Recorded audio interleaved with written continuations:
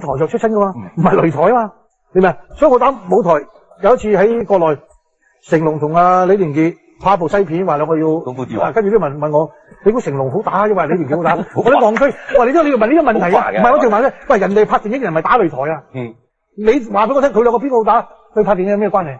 你話而家我兩個打擂台嘅，你可以問我答。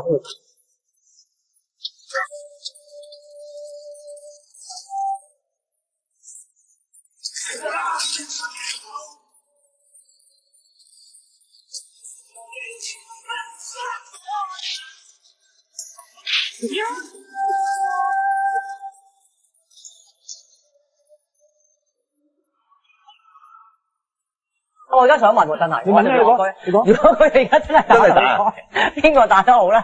以你哋兩個嚇，你又同佢咁 friend，你哋呢個唔係一個好嘅。我嗰個假設為咗就五個啦。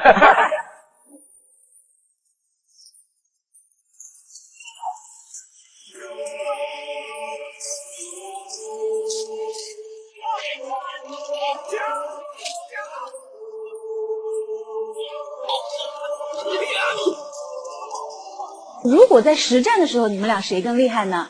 我很奇怪，全世界到现在一到哪里就问你跟李连杰谁厉害。在美国我就讲，人家问我谁厉害。